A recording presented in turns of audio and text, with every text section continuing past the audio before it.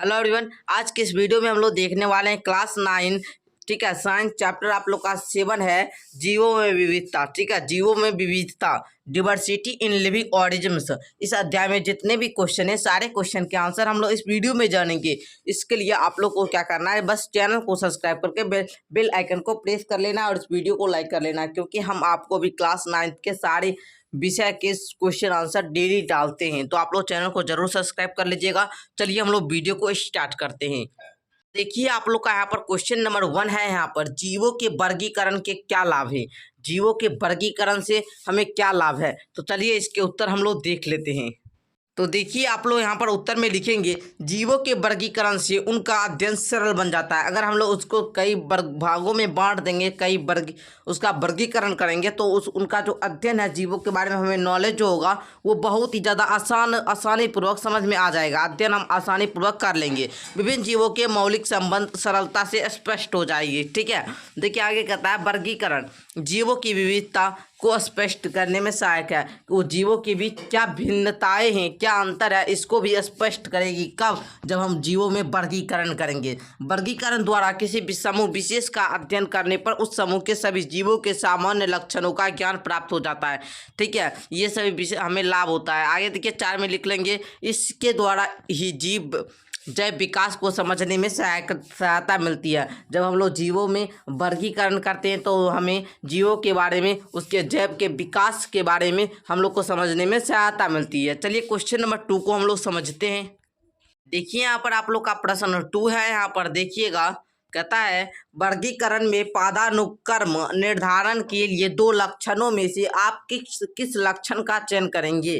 तो आप लोग उत्तर लिखेंगे, वर्गीकरण के पदानुक्रम निर्धारण के लिए 2 लक्षणों में से हम आधारभूत लक्षण का चयन करेंगे। उदाहरण के लिए पौधे जंतुओं में से गमन, ठीक है, गमन क्लोरोप्लास्ट तथा कोशिका भित्ति की अनुपस्थिति के कारण भिन्न है, लेकिन इनमें से केवल गमन ही आधारभूत लक्षण माना जाएगा, जो पौधे तथा जंतु को आसानी से विभेदित कर सकता है। विभेदित मतलब अलग। ठीक है, आगे देखिए, ऐसा होने का यह कारण है कि पौधे में गमन के अभाव में अनेक संरचनात्मक परिवर्तन होते हैं, जैसे सुरक्षा हेतु कोशिका भित्ति की उपस्थिति तथा भोजन निर्माण हेतु क्लोरोप्लास्ट की उपस्थिति। अतः ये सभी लक्षण पूर्ति के लिए ही बने हैं, इसलिए गमन के आधारभूत लक्षण हैं।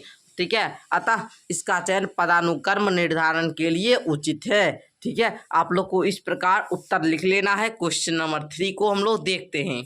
तो देखिए यहाँ पर क्वेश्चन नंबर आप लोग का यहाँ पर 3 है, जीवों के 5 जगत में वर्गीकरण के आधार की व्याख्या कीजिए। चलिए इस क्वेश्चन को हम लोग डिटेल से समझते हैं, क्योंकि जो आप लोग का क्लास 9 में एनुअल एग्जाम होता है, ठीक है, उसमें भी ये क्वेश्चन आता है, जो कि 5 नंबर आप लोग को दिया जाता है। तो चलिए हम लोग इस क्वेश्चन को थोड़ा डिटेल से और अच्छे से समझते हैं।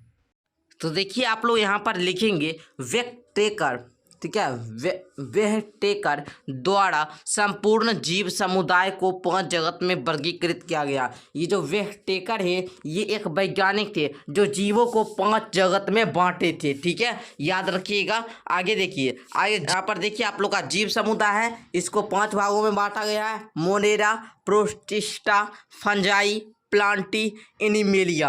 ठीक है, इस प्रकार लिखेंगे। उसके बाद आप लोग लिखेंगे मोनेरा, सभी के बारे में व्याख्या करना है। तो लिखेंगे, इस जगत के अंतर्गत प्राकैरियोटिक प्रकार के एक कोशिकीय जीव आते हैं। मोनेरा के अंतर्गत, ठीक है, मोनेरा के अंतर्गत जो आएगा वो प्राकैरियोटिक प्रकार के जो जीव होंगे, वो उसमें भी एक कोशिकीय जीव। ठीक है, उसके बाद लिखेगा, ये स्वपोषी और विषमपोषी दोनों तरह के होते हैं। स्वपोषी भी होते हैं और विषमपोषी भी होते हैं। ठीक है, याद रखिएगा। जैसे उदाहरण के लिए हम लोग ले लेते हैं जीवाणु, नीलहरित शैवाल इत्यादि।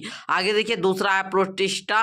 देखिए इसके बारे में आप लोग लिखेंगे, इस जगत के अंतर्गत यूकैरियोटिक प्रकार के एक कोशिकीय जीव आते हैं। ये स्वपोषी और विषमपोषी दोनों तरह के होते हैं। उदाहरण के लिए अमीबा, पैरामेसियम, यूगिलिना, इस प्रकार ले लिए हैं। आगे देखिए, आगे आप लोग का हमने 3 नंबर में यहाँ पर लिया है फंजाई। इस देखिए ये विषमपोषी यूकैरियोटिक प्रकार के जीव होते हैं। विषमपोषी होता है और तब यूकैरियोटिक प्रकार के जीव होते हैं। ये जीव पोषण शरीर गले कार्बनिक पदार्थों पर निर्भर रहते हैं। ये जीव जो होते हैं पोषण के लिए जो सड़ा गला कार्बनिक पदार्थ होता है उस पर निर्भर करते हैं, इसलिए इन्हें हम लोग मृतजीवी भी कहते हैं, मृतजीवी। ठीक है, याद रखिएगा। आगे देखिए 4 में है प्लांटी। प्लांटी देखिए इसमें लिखेंगे इस जगत में सभी हरे पौधे को रखा गया है।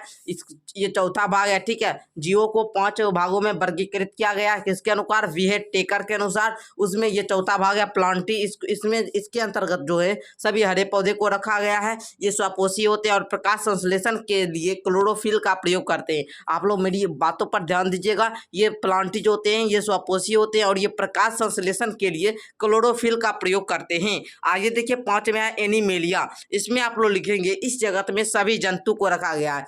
प्लांटी में रखा गया सभी हरे पौधे को जो कि स्वपोषी होते हैं, लेकिन एनिमेलिया में रखा गया सबको सभी विषमपोषी होते हैं। ठीक है, इसमें जो जितने भी जीव होते हैं, जितने भी जंतु होते हैं, सारे विषमपोषी होते हैं जो भोजन के लिए हरे पौधे तथा अन्य जीवों पर निर्भर करते हैं। आप लोग को पता ही होगा कि विषमपोषी जो जीव होते हैं वो भोजन के लिए दूसरे जीवों पर निर्भर करते हैं। ठीक है, आशा करता हूँ आपको क्वेश्चन नंबर 3 अच्छे से समझ में आ गया होगा।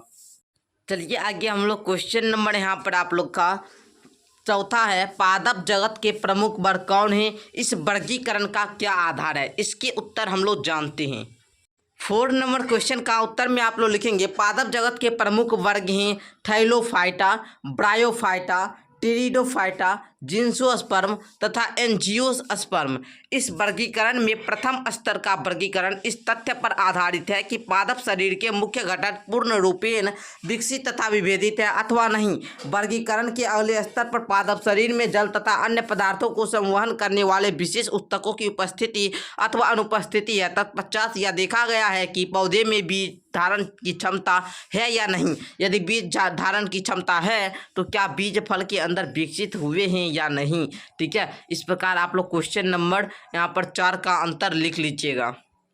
अब देखिए उस प्रकार आप लोग का क्वेश्चन नंबर 5 है, जंतु और पौधे के वर्गीकरण के आधारों में मूल अंतर क्या है? तो इसके उत्तर को भी हम लोग समझते हैं। तो देखिए इस प्रश्न के उत्तर में आप लोग यहाँ पर लिखिएगा। देखिए इस प्रकार कॉलम बना लीजिएगा जंतु और पौधे का। जंतु गति करते हैं, पौधे स्थिर रहते हैं।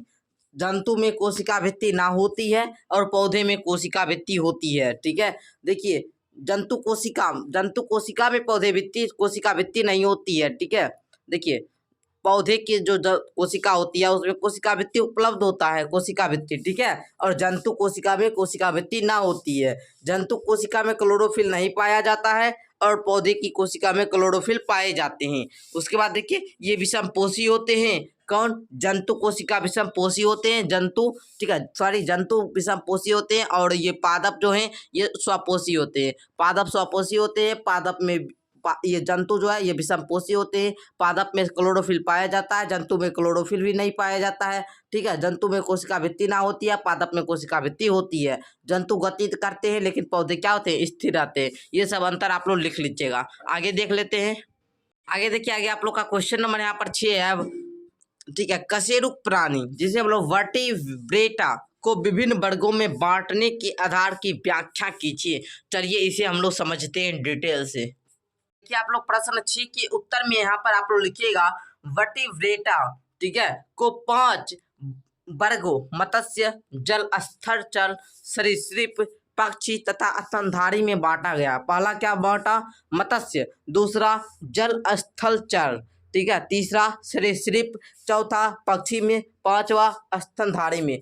पहला आता है वर्ग मत्स्य। इसमें लिखेंगे इस वर्ग में जीवों का शरीर धारा रेखीय होता है, श्वसन कलोम द्वारा होता है। श्वसन किसके द्वारा? कलोम द्वारा।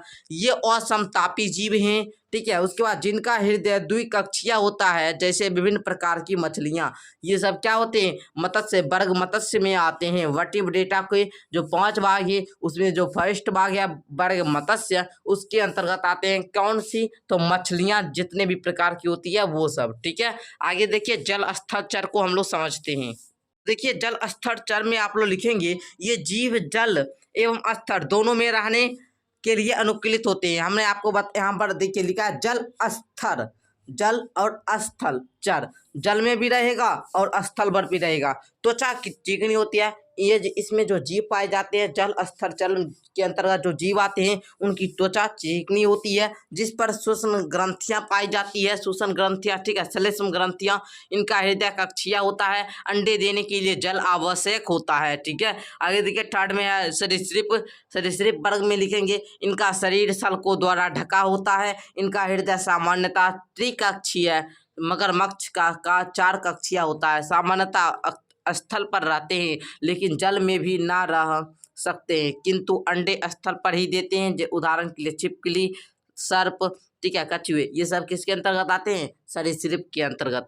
आगे देखिए फोर्थ में आता है वर्ग पक्षी के अंतर्गत, तो इसमें आप लोग लिखेंगे इनका शरीर परों से ढका होता है, अग्रपाद पंखों में रूपांतरित होते हैं, हृदय चार कक्षीय होता है, विभिन्न पक्षी जैसे कबूतर, मैना, ठीक है, तोता, ये सब आ गया। आगे देखिए पाँच में आप लोग का आता है वर्ग स्तनी, इसमें शरीर पर बाल पाए जाते हैं, शिशुओं को जन्म देते हैं, ठीक है, इकिडना तथा प्लेटिप्स अंडे देते हैं, बाह्य कर्ण होते हैं, नवजात के पोषण हेतु स्तन ग्रंथियां पाई जाती है, हृदय चार कक्षीय होता है। उदाहरण के लिए आप लोग गाय, बकरी, मनुष्य आदि ले सकते हैं। यही था आप लोग का क्वेश्चन नंबर 6, जिसमें हमने आपको ब्रेटा के 5 भागों को अच्छे से डिटेल से समझाया।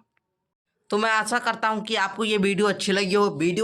तो वीडियो को क्या कीजिएगा, लाइक कर लीजिएगा और आप लोग चैनल को सब्सक्राइब कर लीजिएगा। धन्यवाद, मिलते हैं अगले वीडियो के साथ।